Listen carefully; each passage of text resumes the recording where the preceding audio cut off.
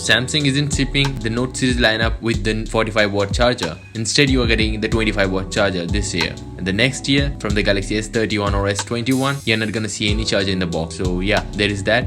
The mystic white color of Note 20 also been revealed thanks to 91 Mobiles.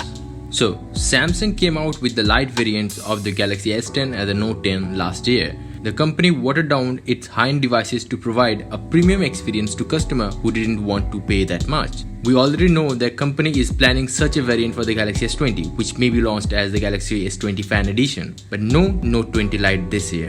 That's because the Galaxy Note 20 is basically its own light variant. Samsung Galaxy Note 20 will be powered by the Exynos 990 SoC in Europe and will have 8GB RAM and 256GB storage on board.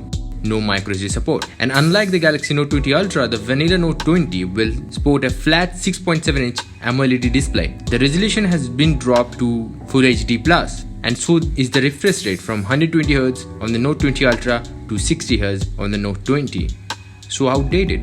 The Galaxy Note 20 Ultra will feature Corning Gorilla Glass 7 protection, and it will be the first phone to feature the Corning Gorilla Glass 7, which delivers twice the scratch resistant and nearly twice the drop resistant of the Gorilla Glass 6, where the Note 20 will come with previous gen Gorilla Glass. The Samsung Galaxy Note 20 will retain the Ultra model's 10MP selfie camera, however, but the triple camera setup on the back is different. It will be a combination of 12MP main, 12MP ultra wide and a 64MP telephoto units. The last one will offer 3x optical zoom and 30x space zoom. The Galaxy Note 20 will also ship with the S Pen, but it will have a latency of 26 ms as opposed to the 9 ms of the Note 20 Ultra. And fueling the entire package will be a 4300 mAh battery, which is 200 mAh smaller than the Note 20 Ultra.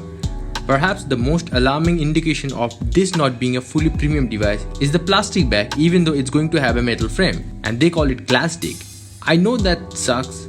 A recent report claims that there will be a $200 price difference between the two models, and the sweet spot for the Note 20 is going to be between the $949 Samsung Galaxy Note 10 and the $700 Samsung Galaxy Note 20 Lite. Could Samsung really consider a sub $900 price point for its newest flagship? Perhaps not.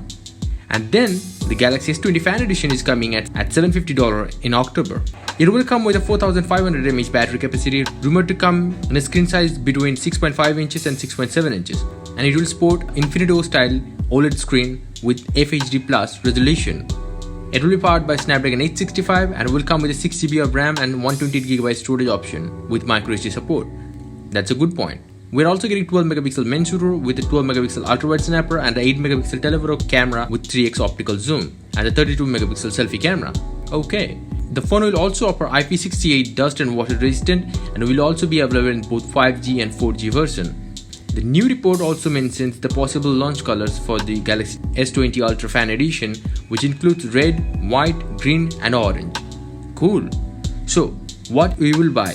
The S20 Fan Edition or the more costly Note 20? Let me know in the comments below.